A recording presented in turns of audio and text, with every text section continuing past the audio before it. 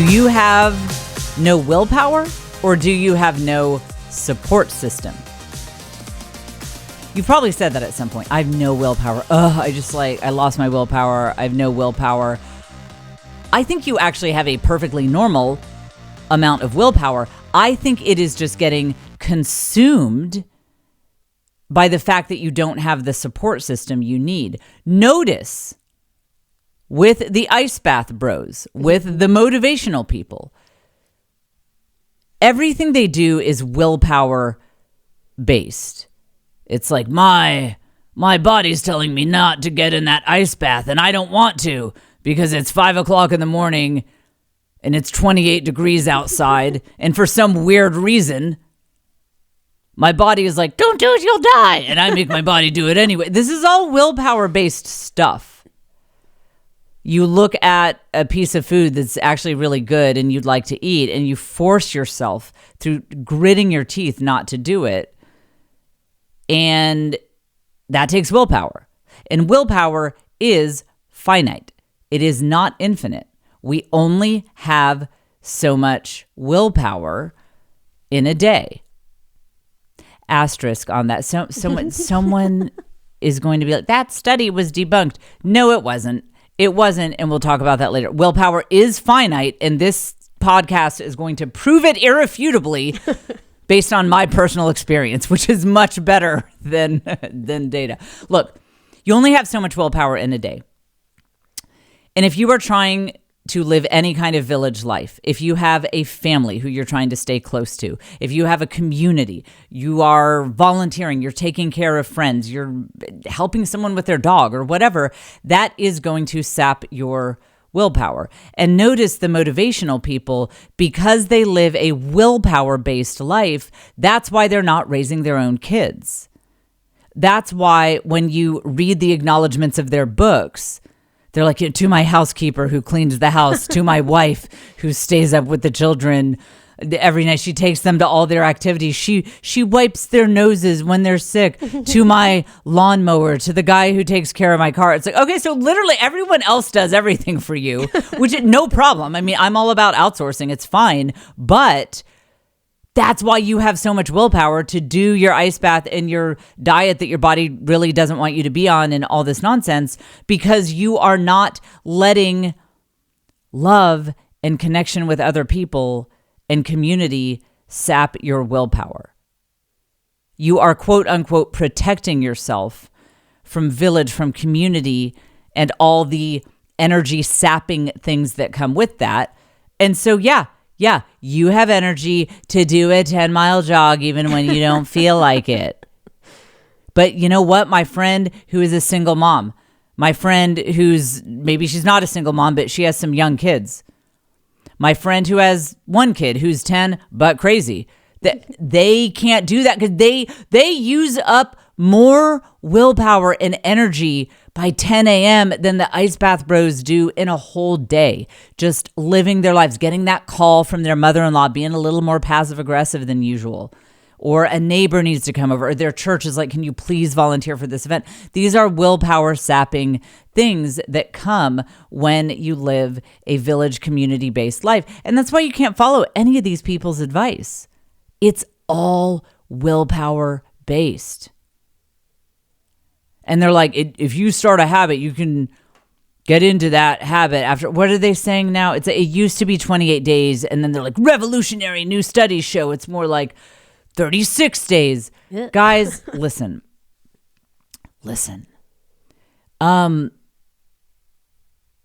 Have you ever found that when you tried to start a habit that really didn't work for you and took a lot of willpower, did you ever stick with it for more than maybe a couple months max? That's the lie about all of these atomic habit people. They're like, if you just stick with it for 28 days. The only way a habit really falls into place and stays is if it doesn't involve a lot of willpower. If there is some kind of flow that is natural for your life. But if it's just like grit your teeth, the only way that you are going to keep up with that habit past the 28, 36, whatever, hit your random number generator that they come up with these quote unquote studies. The only way you are going to keep up with it is if you have nothing else in your life sapping your willpower. If your spouse is raising your kids, if you're not involved with your friends and community and your parents and your brothers and sisters and nieces and nephews in your church, if you're not involved in any of that, sure, that's fine. You can do it. You can do your willpower-based stuff. But otherwise, I don't care how many days you do a habit. If it is a grit your teeth and push through willpower kind of habit, of course, you're not going to keep up with it. And it doesn't matter how many days you push through. It will eventually fall apart. And that is the topic of today's podcast. We will also talk about finding it, if you're a mom or want to be a mom one day, or no moms, this will be relevant. I'm back on there are multiple love languages for moms kick, because I did something that was actually a huge value add to my family, but it's kind of an unusual love language. It's not one that you see validated a lot. And I was feeling really good about it. And I want to remind you guys again, you live in a culture that tells you that the only legit love language for you to share with your family is acts of service, cleaning, having the house nice and decorated and tidy and making organic meals. That is one love language, and it's a valid one, but nobody acknowledges that you can suck at that and still be a good parent. There are other love languages, and we're just totally missing that, 100% missing that in this culture. So I did something that was cool and might inspire you to find your own love language. That is the first topic, and that main topic of willpower we will get to in the second half of the show. We always get to the main topic in the second half of the show. Welcome to the Jen Fulwiler Show. I am your host, Jen. I am a best-selling author, stand-up comic, and mom of 6. This is the podcast where you learn the art of the village hustle. That is being a hot girl boss, or hot boy boss who knows that love and family and community are the foundation of all true success. My mission for this podcast is to get you out of your fears and your anxiety and into your villain era. Gonna have some fun. Our lovely producer is Caitlin White, and we put out new episodes every single Wednesday. Welcome to new listeners. I had a clip go viral on Instagram, and it has... Let's just look this. I just want to see, just for my own edification. Where are we? Where are we on views? Oh, incredible! This is it's currently at 750,000 views. Ooh. To a clip from this fine podcast. It's the one where I was ranting about the ice bath bros. I'm sorry, we don't have our sound. We don't have this set up to the sound. So I'll just hold it up to the mic. 5 a.m. meditation and ice bath session because I was up with a kid who was sick all night. It's honestly the same point I'm making today, although I'm elaborating more today. I love it so much that went viral. I love it that just on Instagram, 750,000 people saw that. And a lot of them disagree with me. You can go look up the comments, but who cares? I'm right. They hate all you want. I'm just speaking facts. I'm just speaking hot fire facts and being persecuted for it. So if you're a new listener, welcome. We have a lot of fun on this show. We also have a Patreon. You can find the link in the show notes. That is patreon.com/thisisjen.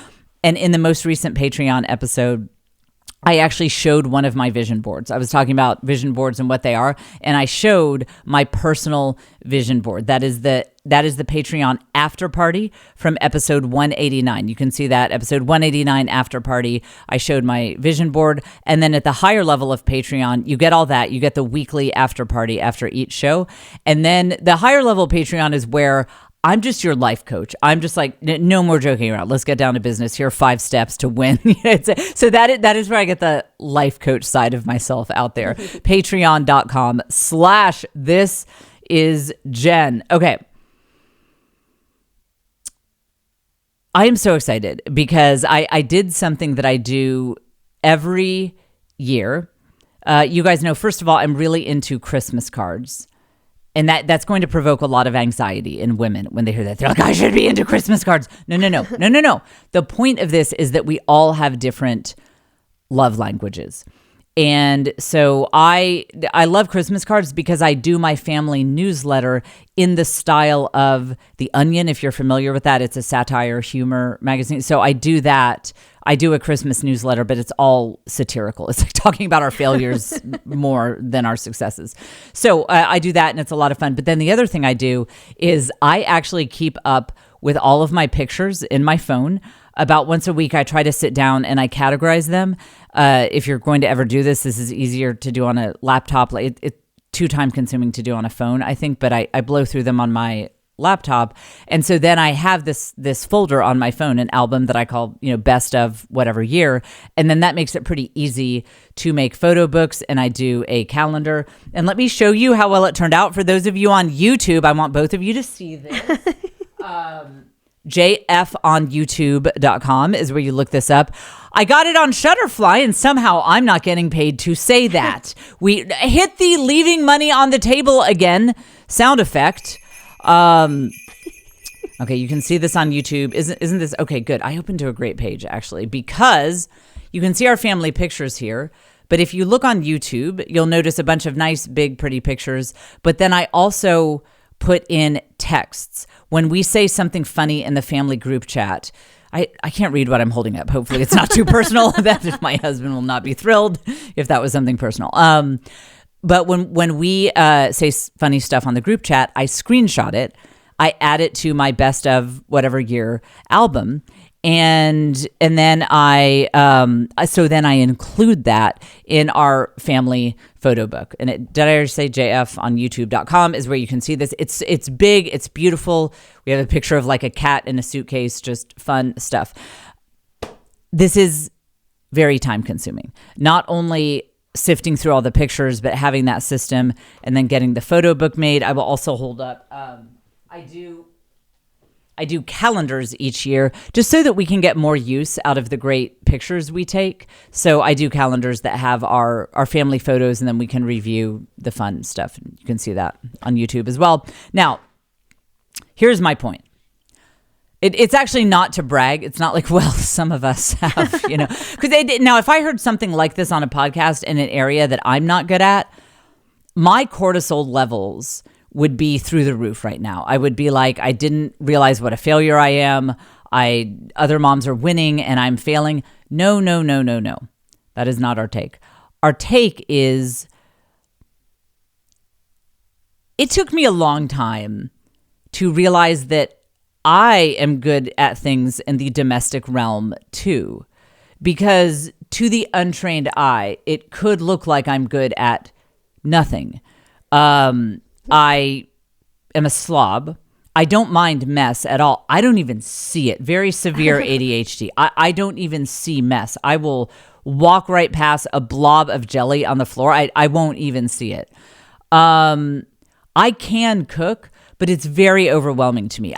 This is what it's like having ADHD. I mean, I'll cook a meal and it will turn out fine. There will just be a lot of screaming and drama in the lead up to getting a meal that we can actually eat. And like me yelling and yelling at pots and pans. It's very it's very dramatic.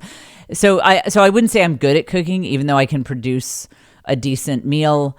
Getting the kids dressed, like organizing their clothes. This is actually true.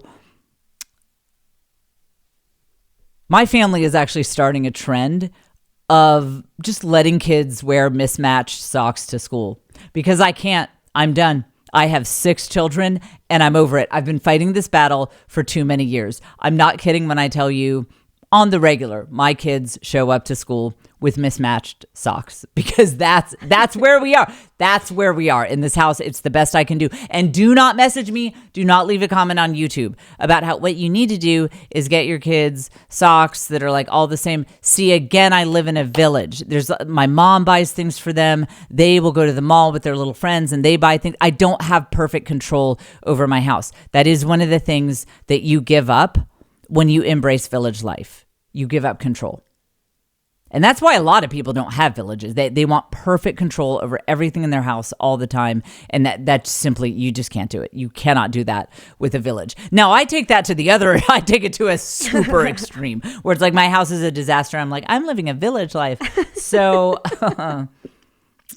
The perks. Yeah. What else am I bad at? I mean, what am I not bad at? Putting fitted sheets on the bed. That's just witchcraft. That's just That's not even, no, nobody can do, you can't, that's not a real thing, putting fitted sheets on a bed. You just have to kind of throw them on there and get one edge down and then say screw it and get on TikTok and just surf the web. I mean, that's the best you can do with fitted sheets. I don't have throw pillows. Like my house is not decorated at all. Like there's just, I mean, I just haven't had a chance to decorate my house. I mean, we've only lived there since 2007. I haven't had a chance to get to it. These things take time.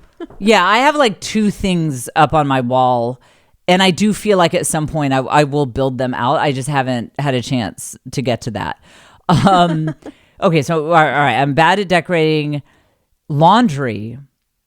I'm so bad at laundry. My husband has largely started doing it, not out of anger or resentment, but out of living with a disabled person. He started to see where he's like, this is beyond she doesn't like it and she's not good at it. We're getting into the realm of I think she can't. If he lived with a wife with no arms and legs, he would have to just step up and do the laundry. I'm the mental equivalent of having no arms and legs. That's where my ADHD leaves me.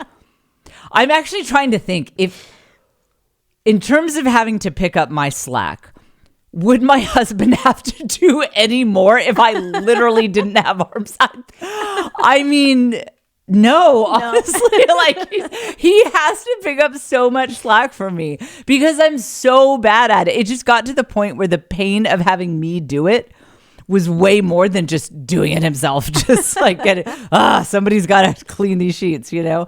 So I'm bad at that. Yeah. And like brushing my daughter's hair, you know how a lot of moms, their daughter's hair is really braided and cute. I have 4 daughters and I never really did that. I mean, I'd brush it like it wouldn't, we did have a few wildebeest days when they were little, when I just wasn't on my game. But in general, now they're old enough, they can brush their hair, but I'm very sensitive, and my daughters, most of them, are very sensitive. And so when they were little, it's like they would be like, ow, when I'd barely touch their brush yes. with a comb, and I'd be like, this is child abuse, and I'd stop. And so I just couldn't, it caused me internal physical pain to imagine doing the braids and the bows and all of that. We're not tough people is what I'm trying to say. You know, if the global economy ever collapses, you know how people think about that? They'll be preppers. They're like, if there's a global collapse, you know, we're prepared. If there's a global collapse, we will just die. We are not tough people. I mean, there's no, we'll have to count on trading our witty banter and great communication skills for like food and shelter. So no, we're very fragile people, most of us in my family. And so I never did the cute, you know, my daughters never had the cute braids and bows and things like that. They went to school with stains on their clothes. This is back when I was doing laundry, just a real problem. So the reason I spent so much time on that is because I don't want when I'm talking about doing these photo books to provoke anxiety in you moms. You have to understand what the mental trade-off is here. I have a brain that lends itself to creating beautiful photo books and keeping our photos very organized. And all of my domestic skills are concentrated in that one area, and there was nothing left over. There are no areas that I'm good at. So actually, I will say, as we're talking about love languages with your kids, communication, I'm very good at. I think I'm very close to my kids. Man, if there's a kid who's having a mental breakdown that's getting really scary and crazy at 2:30 in the morning, call her in. Tap me in. Like I'm so good at that. I'm so good at the crazy, the difficulty. So we have two. All right, we found 2 skills. We have 2 skills. All right, I can make photo books, and I can emotionally connect with kids at all levels. And that's where it ends. I should do a list of mom love languages. Wouldn't that be helpful if it was like cleaning? That is a legit love language. Decorating, making your house really tasteful and beautiful. That's a love language. Dressing your kids nicely, doing their hair, you know, making sure they have socks that match. That's a love language. I should do a whole thing with that. Cooking, obviously, that's an obvious one. I would also say baking and doing little extras. So maybe you don't like or aren't good at making a lasagna from scratch or a roast, but you like to do cookies and things like that. Crafts are that's another love language. Maybe you know how to crochet and you teach that to your kids. Being outdoorsy. If you like to do sports, actually sports is a separate thing. So sports is a love language. If you like to leave the house, cannot possibly imagine what is out there that is for you. But if you have ever taken your kids on a hike once, you're winning more than I have. I mean, that's way more. So I should do a comprehensive list.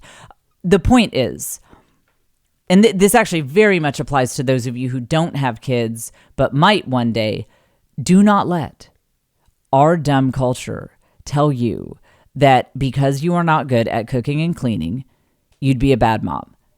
I think I could come up with 20 different love languages of ways that you can love your family that are absolutely legit and add so much value to your family's lives. And you can just emphasize the things you're good at, and then just kind of barely hang on with the things you're not good at. I do what I need to do to keep our house from being a total disaster sometimes, but I lean into the areas that I'm good at. And here's why this matters, because if I were to try to be a Betty Crocker homemaker type mom, I would end up in an insane asylum. What I do instead is focus on the areas I'm good at, focus on those love languages where I can love my family, pour all my energy into that, and then I have that energy for those areas. Whereas if I were trying to clean and decorate and do all this stuff that I am shockingly terrible at, it would really sap my energy a lot. And then I wouldn't have energy left over for the areas that I am good at. So that's the key. I think that's such a key to parenthood. Know what you're bad at, accept that you are bad at it, do what you need to do, but accept that it'll always kind of be the bare minimum in that department.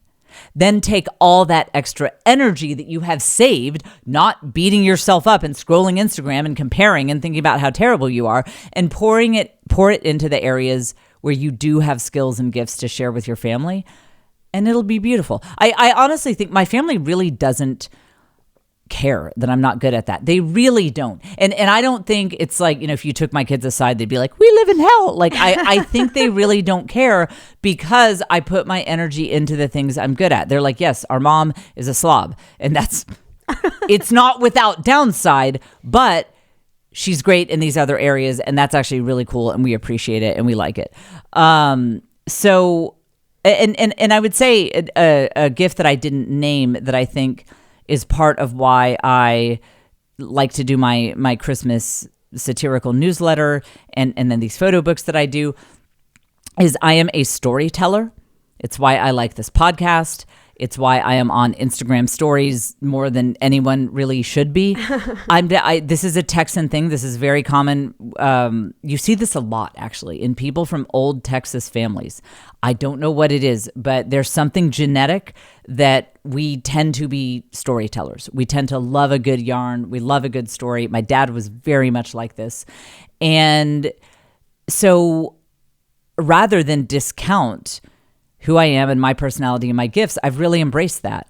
And I just want you to think about this for those of you who have a storytelling tendency and you love storytelling. This is actually a massive way that you can add value to your family. Because think about this, these books that I do and our Christmas newsletters, these are physical things that can be passed down. I think for our we call it the Fulwiler Times Christmas newsletter that we do, just sent that out a month ago during the holidays. My great-grandchildren, I would imagine, would be reading those. These photo books we get. I think people will be flipping through these in the old calendars when I'm long gone. Telling the story of your family is not only great for future generations so that they know who you guys were and what you stood for, but storytelling, being a storyteller in your family can really shape the culture of your family in a good way. Because when you think about it, that's what public relations is, right? That's what PR is. You know, like if you run PR for an oil company that just had an oil spill on a beach, the question is, what story are you going to tell? You know, our corporate overlords don't really care. We make billions of dollars every second, so screw you guys. I mean, that's one story. Or another story could be, you know, those seals needed to be oiled up anyway. Like they were looking a little dry. Like now they have really moisturized skin. That's a different story. That's what PR is. It's storytelling. And I want you guys to think about, being more intentional about telling the story of your family in real time. So, for example, when I quit my job at SiriusXM to do stand-up comedy touring full time, and then this little thing you might have heard of called a pandemic hit and destroyed my stand-up comedy career right when I had put all my eggs in that basket. Think about it. I had the choice of what story I would tell my children. There's one option of the story of we are now broke because Dad and I had both been relying on my career and have fun living in our car.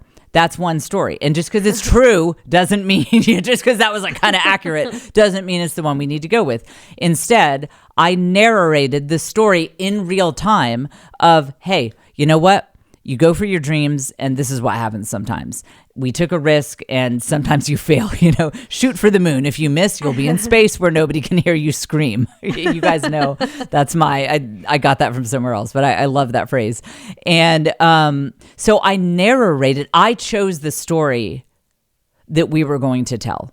So let's say something terrible happens in your family. There's a bad medical diagnosis, like you get a bad diagnosis, God forbid, or your spouse does. You can tell the story of, God hates us and this is going to be terrible. I mean, but people do. They do that. They react that way. They tell that story.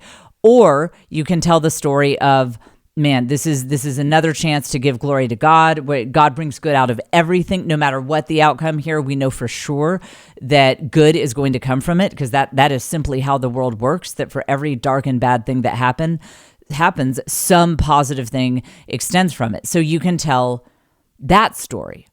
You can say, man, all right, wow, okay, well, these are not the test results we wanted. And now begins the hero's journey. You guys just get ready. This is going to be an epic. This is going to be cinematic. And here we go. That's a story. Again, or you could tell some dark, dismal story of like, nothing good ever happens to me. We're cursed by fate. You know, that's another story.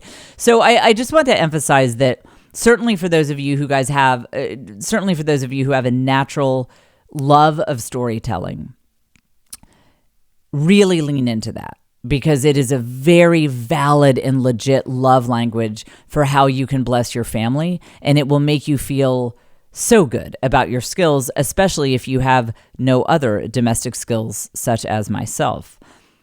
But even for those of you who it doesn't come naturally to you, you don't come from kind of a storytelling family where oral tradition was a big part of it, or collecting pictures or whatever, I would say just get into it a little bit and just be aware. Not only are you a leader in your family, we always talk about that, leadership, but you are also the head of PR for your family. And I think more parents should embrace the fact that you are the head of PR for your family, and you should constantly be spinning in a good way. In a good way. I mean, don't lie and be like, we're rich, and like, why are we living in our car? Like, I mean, don't lie, but it is up to you as the head of PR for your family to tell a compelling, powerful story to your kids about how you are on a hero's journey. I think that's actually a really important thing, to embrace the fact that you're CEO of your CFO, you know, you're maybe the vice president of operations, but you are also the head of PR for your family. And the more you lean into that, you'll find that it's inspiring, and the people in your family will jump on that narrative. I mean, they'll see it and they'll get into it, and it's actually a really cool thing. So even if storytelling doesn't come natural to you, just get into it in that sense of PR. Okay, so what else is here in my notes? Oh, right.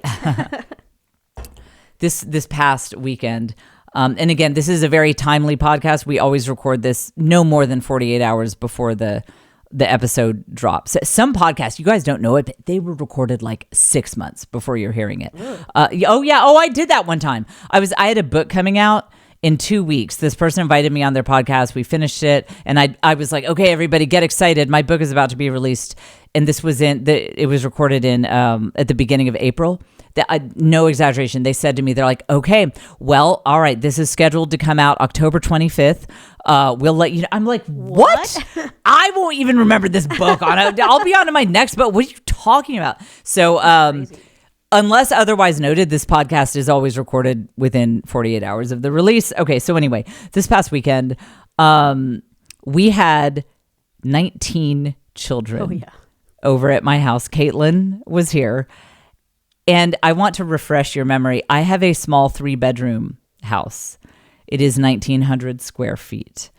It's 2 stories. So there's, the downstairs is just not that big. Luckily, the weather was okay. And our dear friends and neighbors, Mike and Gail, who live next door, they were out of town.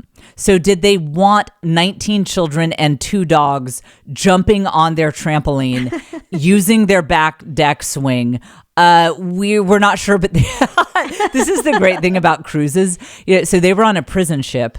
You guys call it cruises, where they take away your Wi-Fi access and you're just on a prison in the middle of the ocean. So I think they didn't know because they couldn't watch my Instagram stories because they were on a cruise. So that as the kids would say, that Ring camera footage is going to go hard when they come back. Can you imagine? They're seeing all of us like drinking wine. There's the swing. They're like, how many kids are on our trampoline? Oh, there goes one. Oh, it was insane. And also Kelsey Gillespie, who I love. You should look her up on Instagram. Kelsey Gillespie. So she came by with her 5 kids. I love her. She's a mom and she's super sporty. In fact, speaking of love languages, Kelsey was saying that in her family growing up, sports was kind of their love language. That's how they bonded. The weekends were like, all right, you'd put on your cold weather gear, you'd go out to the game, or in the summer, you'd slather up the sunscreen. All right, we got a game, we're going out. That is so exotic to me. It would be like if I had a friend from like Mongolia or something. I would drop that all the time. Like, well, I'm really happy for you guys that you have your basic friends, they're from your town. Cool. Well, I was just talking to my friend from Mongolia and she was, I love knowing exotic people, and having a friend from Mongolia to me is less exotic than having a sporty friend. I was asking Kelsey, I was like, so you guys you left the house on the weekends? That's wild. And what? And then you moved your bodies? What? Even weirder. That's and you're still into this. She did one time when she had like 3 kids under age 3 or something like this. I'm not getting the details right, but she did like an American Gladiator championship where you're like, I don't know. I'm imagining you probably throw a boulder and then like you dig a ditch and then you climb a rope. I can't even imagine. I don't know, but that's probably what they do. I would guess that. I bet you like swim through a swamp or so. I don't know. But I just thought it was so cool. I wanted to take selfies with her and stuff. Like, I have a sporty friend. And they do that. So they were actually in town because one of their kids had a sports game. And I first of all, I think it's so cool that she's an example of a mom who is like moves her body and leaves the house. So if you ever feel like I am not enough of an inspiration to you, if you're like, well, I mean, occasionally I like to go on a nature walk, then follow Kelsey Gillespie. She should start a podcast that she can tell you guys how to do all that. Anyway, the point is, so it was her 5 kids, Caitlin's 4 kids. And what's funny is I realized Caitlin only had 3 kids, so I counted wrong. But the neighbor kid came over, so that actually replaced the miscount. And then one of our friends brought his 2 kids over, and then all 6 of my kids were there. I don't even know if that adds up to the right number, but trust me when I tell you we had 19 kids. And that is what kind of led me into the topic that we are going to go into today. It was such a cool village experience. This was a snippet of village life in the sense that all of the adults were able to talk, right? Caitlin, you and Kelsey were talking. Joe was talking to her husband. I was talking to our other friend. I mean, we had the whole squad there. The adults were largely able to talk. It was really like watching a video of a pygmy tribe that's been undiscovered by modern people, because the kids' ages range. Of the kids who were actively playing, I would say the oldest were 14. And then Kelsey had a baby. Their baby was like, what, 1 year or and a half? something? Yeah, year and a half. So the ages range from 14 to a year and a half. And the weather was such that outdoor play was possible. So they were out on it. We have a zip line and all sorts of stuff out there. Ours it's like, you have to understand, whatever you're imagining, it's much more white trash than that. It is not like some nice park out there. It is so... My backyard has such a hold my beer vibe to it. We do have a zip line. We do have a fire pit, but it's all a little, you know. I don't want to say unsafe, because we actually do take safety seriously because so many kids are over here, but it's not aesthetic. It's not aesthetic. It's not aesthetic. So we have all of that. We have like a little treehouse thing they can get up to, and then we just cover our neighbor's Ring camera, and then we also have a trampoline and their tire swing thing.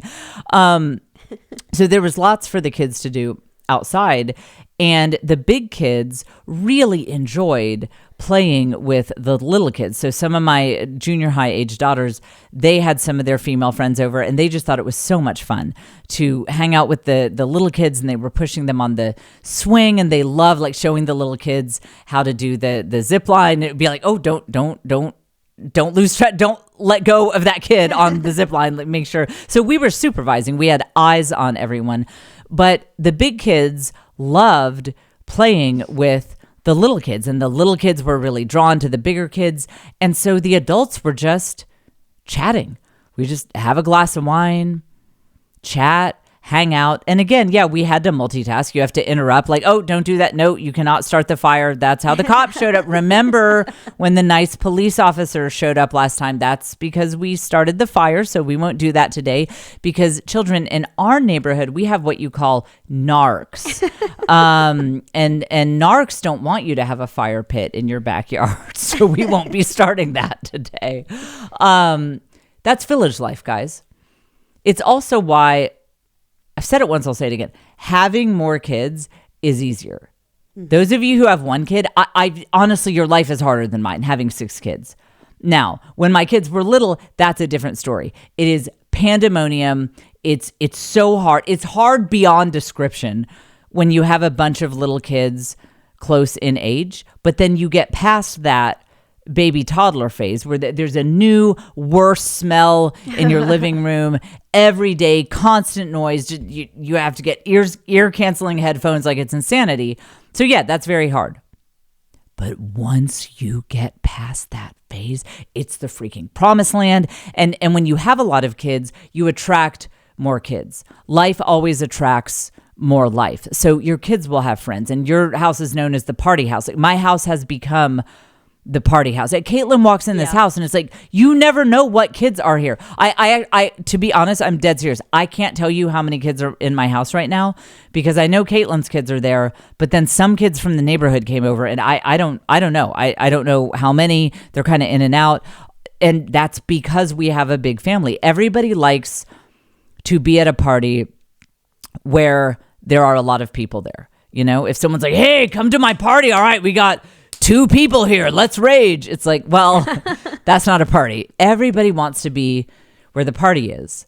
I remember one time, long time ago, this really sweet blogger I followed, this was years ago, she said she chose, like she made a choice to take some things a certain direction so that they wouldn't have more kids. And her only reason, her sole reason for doing it, is she said she didn't want her house to be too crowded, so that people would feel welcome in her house. And again, I never get in people's business with how many kids you have and whatever. So I say this sincerely. I respect whatever decision she made, and whatever, that's her decision.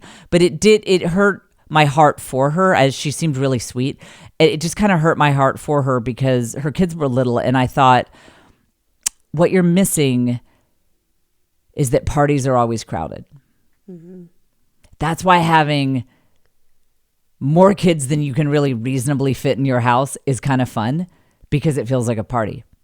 No one wants to show up at a party where it is spacious inside. Everyone has a good 15 feet around them because not that many people are in this space. That doesn't feel like a party. When you have a house that is overcrowded with human beings because you have a reckless disregard for family planning, it does feel like a party. It honestly kind of feels like a party all the time. And so, yeah, I always kind of felt bad for that blogger because I think she might not have gotten the result that she wanted. Because I can tell you, as someone whose house is it is very crowded in my house, and we cannot keep the kids out of here. My house is the mothership for local children. They all want to be over here all the time because it feels like a party, because parties are crowded. So that's just my little pitch. Obviously, and I want to emphasize, I think every number of kids is the right. What I'm saying is, I don't care. I'm an only child. My husband is an only child. I am well aware that great families come in all shapes and sizes. I just want to make that pitch because in our culture, you don't hear the pro big family pitch ever. Mm-hmm. You could pull up TikTok or Instagram or whatever right now. Sure, you can see a pitch for having fewer kids, but no one ever explains that other side of the story. So that's what I wanted to take a second to do. Okay, listen. Exciting news. Episode 24 of the Village Hustle Patreon is out. And I keyed off of a great question from someone who's on the Patreon. And she said she would like to take a leap in her life. Let me see. I don't have this prepped. Let me see if I can quickly pull up her question because it's so good. Okay, message. If I search for the word message. All right, let's see if I can do this here. Yes. Okay. I won't say her name in case she doesn't want this out there, but basically she has some stuff going on. She feels stuck and she would like to make a big change. It is time for stuff to change in a big way in her life. And she says, this is the wrong message. Wait, is it? Yeah, wait, hang on. This is the wrong message. This is another message from her. Is it? Mm-hmm. Okay, yes. No. Okay, never mind, guys. I can't find it. Dang it.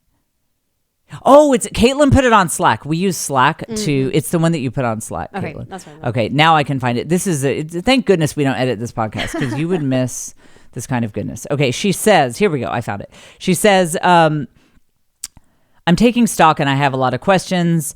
I'd like to make a big change. Okay, she says, my question is, how did you plan for your new career? What questions did you ask yourself? And finally, what made you feel safe enough to take the leap? Or maybe you didn't. I know from your podcast that you went out on a financial limb for your tour, but did you have contingencies in place? How did you process it all through God?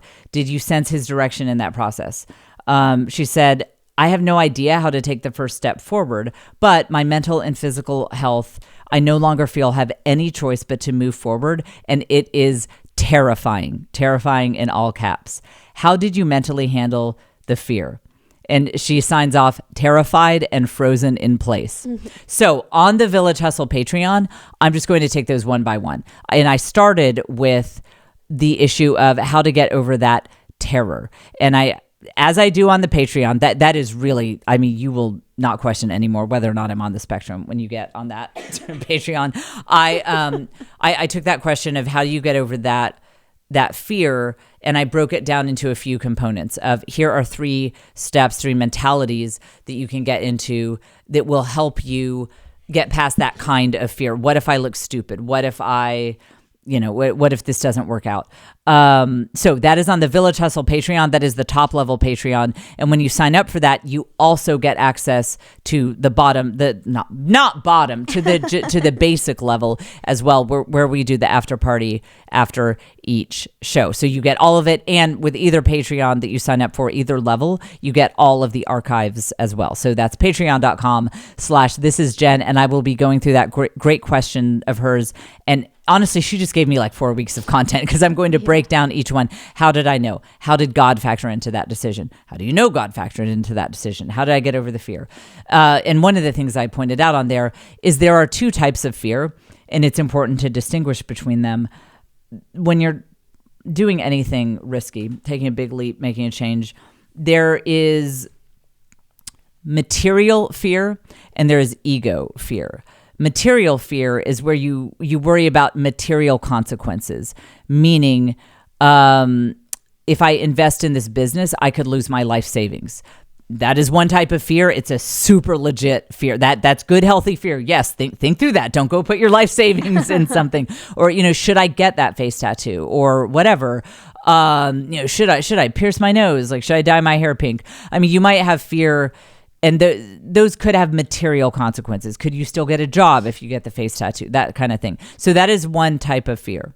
Then there is ego fear, where we're not talking about material consequences. We're talking about a hit to your ego. So if you're thinking about maybe trying to do a reel on Instagram promoting your business, and you're surprisingly scared about it. You hate the sound of your voice. What if people think you look ugly? What if they think your voice sounds stupid? What if people laugh at you and say that you're a fool for doing this? So there are no material consequences there. You're not losing money from doing that. It's nothing permanent, but that you could look really dumb and that would, be hurtful. So I started by distinguishing between the 2 types of fear, and I'm taking them one by one. And if you like to nerd out on that kind of thing, patreon.com/thisisjen. Jen with 1 N. Okay. And that's also in the show notes. All right. I have to do all the heavy lifting dealing with these influencers. We're now hit the main topic button. This is we're on the main topic.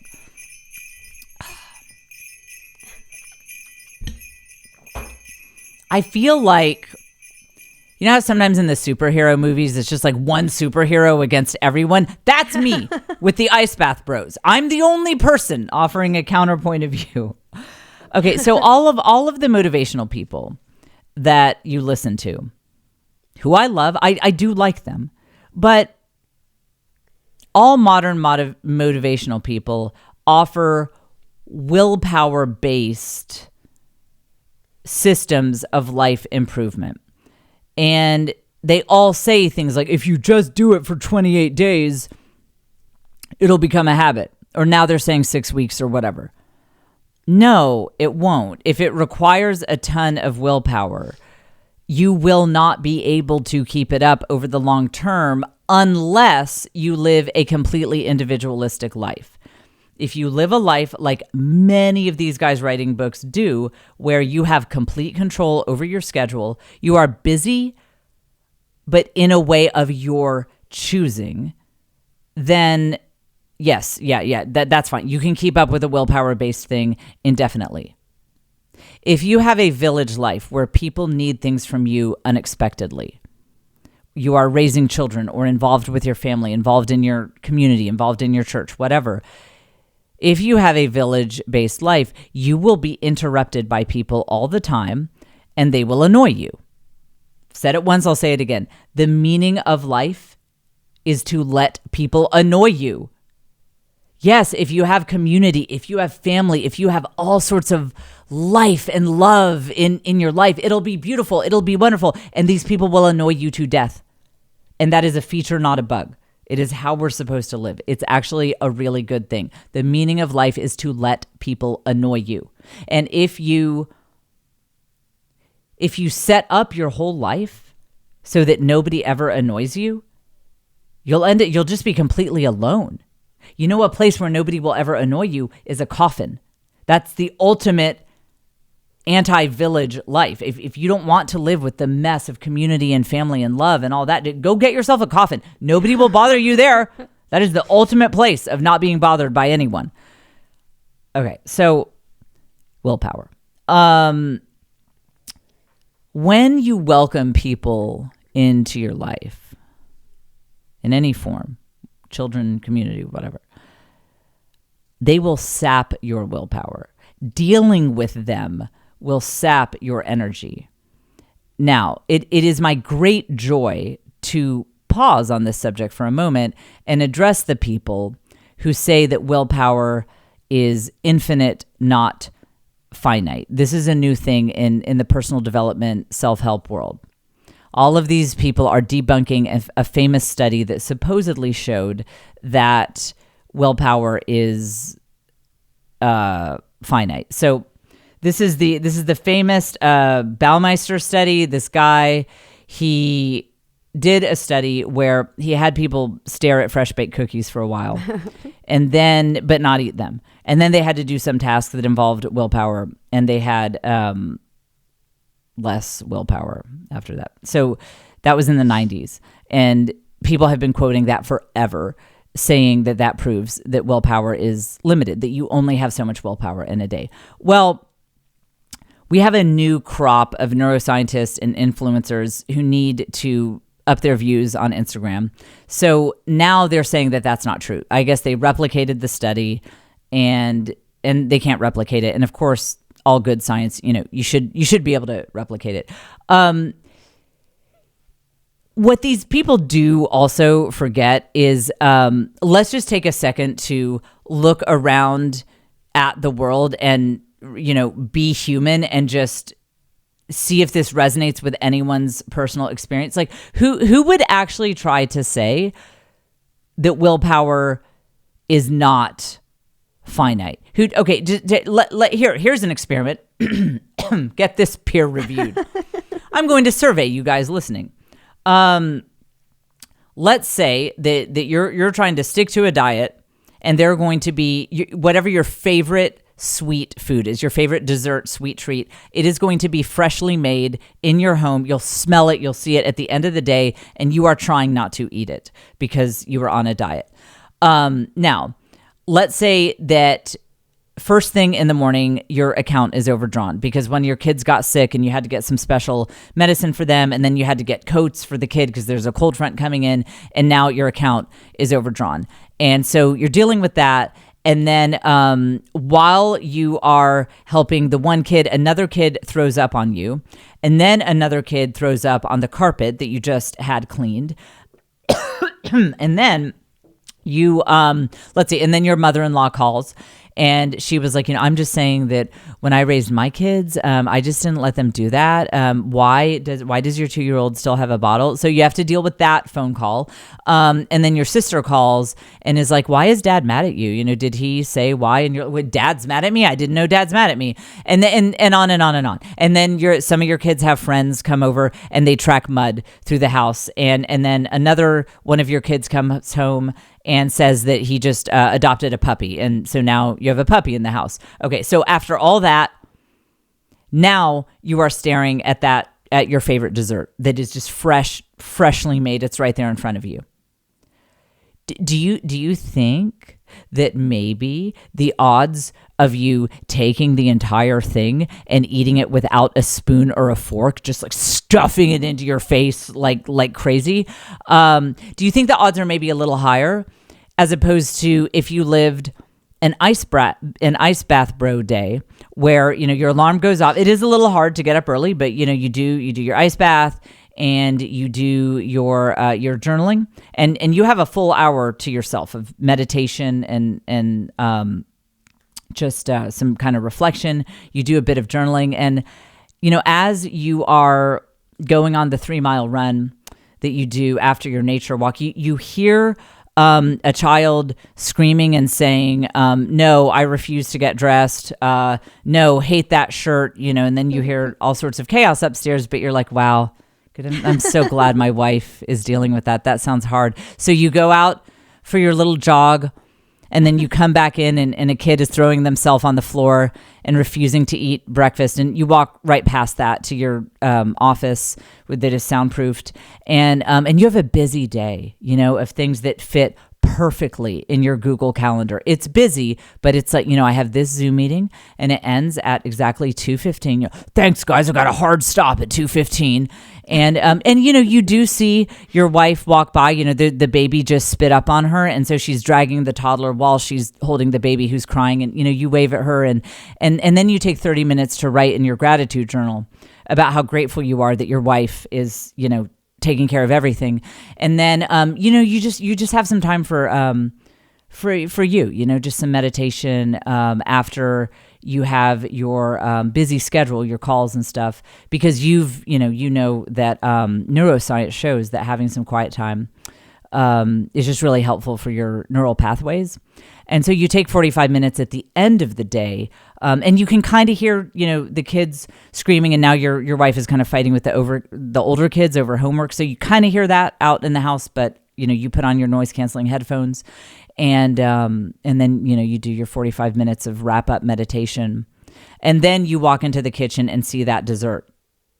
Do you think you might have a little more willpower? What do you think? That I don't need a study. I don't peer-reviewed. I spit on the journal Nature. Listen, I can just tell you, because I'm a human being who has lived in this world, willpower is finite. There's only so much of it. And if you're an ice bath podcast bro who has complete control over your day and does not have any spontaneous, unpredictable interruptions by the people who need them and love them, yes, you'll have tons of willpower. If you are the podcast bro's wife who is mentioned in the acknowledgments of their book as like doing everything for them, you will not have as much willpower. And so some of these guys will be like, I mean, I've not like the famous guys, but I've heard some of them be like, well, I think my wife should just, she should be on her grind more. Like my wife could lose a few pounds. Like, she's living a real life. Her willpower stores are getting used up by the spontaneous teacher meeting. While you're on your Zoom call with your mastermind, she got a call from the teacher saying, hey, we have a big problem with your kid's behavior. I need you to call me right now. That saps your willpower. I'm going to eat a whole raspberry tart pie after that phone call because it took all of my willpower not to just pull these kids out of school and just raise feral children. Be like, obviously, we can't do this. It takes willpower to live a life where you have real connections with people who need you any time of day. Like your aunt stops by and she brings by food. Actually, this is something that's relevant to my life because we're very fortunate. And this is a very intentional thing that we did. We live near my mom. That was a very intentional choice. Originally, we did not like this part of town. We didn't want to live in this part of town years and years ago, but we moved here because my mom, she moved from another city to come to this area to develop our village. And so we compromised. She would move all the way to the Austin area. And then we would go with whatever area within the Austin area she wanted to live in. And that's how we built our village. That was the beginning of it. And then my mother-in-law, same thing. She lived in this neighborhood too. So, often my mom will be like, oh, I was at my friend's house after the tennis group that I'm in, and she made a peach cobbler, so I brought it over. Well, I can't control that. I mean, I could be like, woman, get out of here with your sugary but it's like, that's village. People stop by and they have food, and food is how you bond with people. And you just, in a village, you can't have perfect control over your house. And that is a feature, not a bug.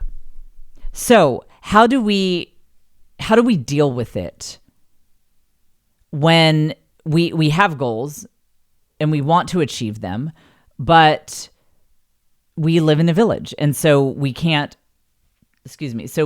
I'm sorry, I got distracted. I just got a text. I think schools are canceled tomorrow, Caitlin. So. We're on a 2-hour delay. We're good. 2-hour delay? Yeah, that's it. Wait, by the way, we have ice here in Texas. Oh, I'm sorry. Yeah. I just wanted to tell you guys why I suddenly lost my train of thought. I did not have do not disturb on. Okay. So anyway, okay, if you live, so your willpower is constantly being sapped. You do have a village life, but you have goals. You would like to develop better habits. I want atomic habits too. I'd like to have atomic habits. So what do you do in that case? You give up on life. No, I'm just kidding.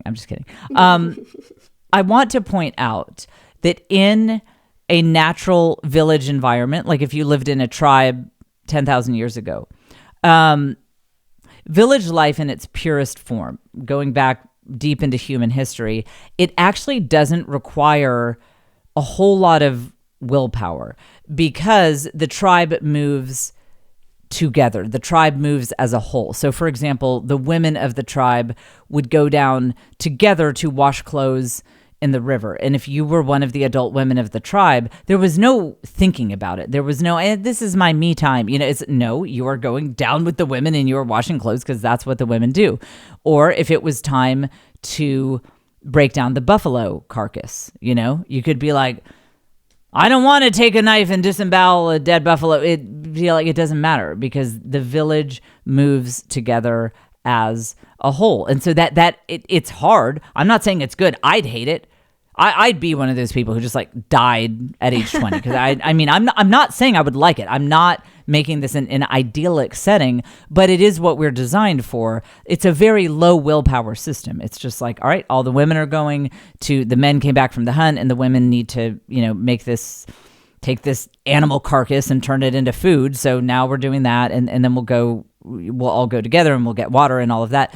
Because one thing, by the way, think about this, for safety reasons, women tended to move together in groups in human history because, life was brutal beyond what you can imagine. If you haven't read deeply in especially like pre-civilization history, it's almost unfathomable how brutal life was. It was all humans killing each other in different tribes and then animals killing you if disease didn't kill you. That was life. And so especially because of the threat of animals and other hostile nearby tribes, women moved together in groups. And what comes with that is it's a low willpower situation because you're just doing what the women of the tribe do. It would be very dangerous for you to go down and wash the clothes in the river by yourself. Oh my gosh, you could get bitten by a snake. You could get attacked by some hostile person. You just wouldn't do that. That would be crazy dangerous. So my theory is, as women, I think this thing of living in isolation, of having to gin up your own willpower to do anything to overcome hurdles, I think it is somewhat unnatural, especially for women. Certainly men tended to work together in groups too, but I think it was a little more for women. I think we live in a very unnatural landscape as it comes to willpower. And that is why these podcast bros who, are living their perfect controlled lives, like their advice is it's never going to work for you guys. It's never going to work for you because it's all willpower based, and willpower is finite, and your wonderful, beautiful, messy, loud, occasionally smelling very bad village life is sapping your willpower. So what is the solution other than, let's just give up and have a Pims and lemonade and some brownies? And what's the solution?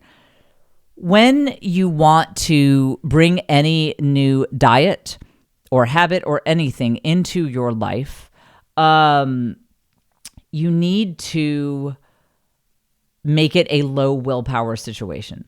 You need to find ways to do it that fit organically in your life and that just come a little more naturally to you. So, for example, the people who I have seen who really wanted to get started in a gym, it's just top priority for them. They so want to be in shape.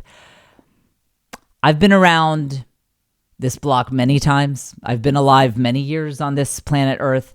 The only people I have ever, and I mean ever, seen consistently keep up with a gym type of fitness routine are the ones who found some sort of other dopamine hit associated with it so that it didn't take so much willpower. Because if your brain knows that you'll get some dopamine hit and know the high from exercise does not seem to be enough, then you need less willpower. So for example, I know someone who got really into Brazilian jiu-jitsu, and in fact, she was single and she ended up meeting someone, and it seems like they have a great relationship, and that just became her whole community. Actually, everyone I've ever known who's gotten into Brazilian jiu-jitsu, it just like changes their life. That seems to be a very village-based thing they have going on over there. So I know quite a few people actually who got very, very fit through Brazilian jiu-jitsu. It wasn't from the workouts per se. I mean, it was, but the way they were able to keep up with them is because this wasn't just about going to the gym. This was now about encountering their friends and their community. So there was this whole other payoff there that made it a low willpower situation. My husband now, for almost 2 years, he swims an enormous amount. He swims like 2,000 yards a session. It's crazy. 3 times a week, and he almost never misses. And the reason it works is because he's in this swim program for adults where there's kind of a community there. There's a coach who measures what your time is and tells you how you're doing. So you get that payoff of seeing your progress. But he knows the people there. They have a social hour. We go to their holiday party. He sees his buddies there. And so he gets that community feeling in addition to a workout. Another example is someone I know who wanted to get fit. She just became a trainer at her gym. So she started teaching Soul Cycle, or maybe not Soul Cycle, some kind Cycle of bar? What? I don't know. Cycle bar? That, yeah, I don't know. I'm just saying words. I don't go to gym, so I wouldn't know. But she actually got her certification to become a trainer, and it actually didn't take that long. It was amazing. It was very cool. So she started working there. So for her, it became a source of income, a source of community, and she got fit in the process. Those are the people I have seen keep up with a gym-based workout routine over many years. I've honestly never seen someone keep up with it for many years who didn't have a sense of community or just some other payoff. So when you're looking to bring in habits and make these changes, you have to find a way that you are getting something out of it that it doesn't require willpower. So like, I don't know, if I had to start some exercise routine, well, actually right now, so I have a trainer. How am I, what is my payoff? I mean, honestly, I'm an enigma here because I truly hate working out. I don't feel better after moving my body. I don't care. I figured out what it is. Actually, this just came to me. Okay, so I've been seeing a trainer now for more than a year. I was putting that on Instagram stories on Monday. I was talking about going to my trainer. I don't miss sessions. I mean, I show up and it's great. You know what it is? I forgot about this. The reason I started with her is because I wanted to work on my posture. You guys know I see a lot of full body videos of myself. Let me just tell you, you see a couple of videos of yourself where you were walking on stage in front of hundreds of people looking like a Bigfoot sighting, and you will very quickly be highly motivated to work on posture. So that is actually when I initially found her. I mean, I knew her. My mom has been working out with her, but when I initially got in touch with her about working out, I said, look, I couldn't care less about being in shape. I mean, having muscle tone is nice. It's sort of a goal, but let's be real, I don't really care. I said, but I'm tired of having bad posture. And I know that you do have to have certain muscles need to be better in order to have good posture. And so when she started working with me, my ab muscles after having 6 babies were so non-existent that the slightest movements, it would be all in my back. My back was just doing everything. And now I've got like, my ab muscles are crazy. Like, they are so good. And what motivated me was not exactly vanity. Actually, it was kind of vanity, but it wasn't exactly how I fit in my clothes because I felt like that looked okay. But I was so tired of having bad posture. So for me, that's what started to have it take less willpower, was that I just thought, okay, this isn't about losing weight. This isn't about how clothes fit. This is about posture. I'm very, very motivated to stop walking around like Quasimodo. And so that has been a big driver for me. So when you live village life, you can do all of this. You can have a fitness routine. You can have an incredible diet, but you have to do it in a low willpower way. And that is, so we're going to get to this in another episode, assuming it works, but I've made passing comments recently that I'm trying a new diet. It's working very well. I can't even tell you how much weight I've lost because you guys will get on my case. I might say it at some point. Did I say it last week? I don't think I did. You said how much you gained, but not how much you've lost. Yeah. Well, now I told you. Hey, did I not tell you that it was going to be on? I said in December in that episode, the episode goals with a Z on it. I think that was what episode like 186 or 7 or something. Man, I told you it was going to be on, and it was on. I'm like Leviathan. That's the one that came up from the ocean. Is that what Leviathan? I have no idea. Google what is Leviathan. Okay. Because I think that's what I am. It's like the waters are still. The waters are still. Nothing is happening, and then it's like boom, it's on. I told you that I was going to get off of my bender and that things were going to change. And it has happened. I have done what I said I would do. And I actually cannot even, I'm not going to say yet how much weight I lost because people will be like, Jen, that's dangerous.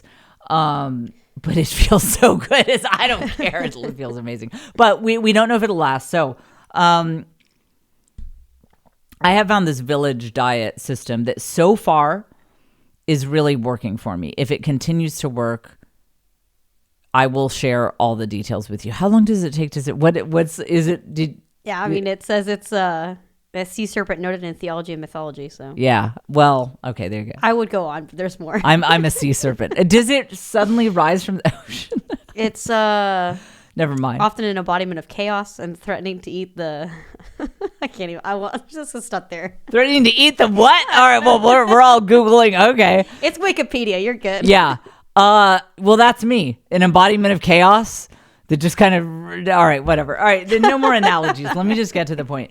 So I think of this thing I'm doing as like a village diet because here's the goal of the diet. I realized many a moon ago that in village life, you can't do a willpower-based diet. I mean, you can, and I've done it in the past, and you lose weight, but then you gain it back, and that's not healthy.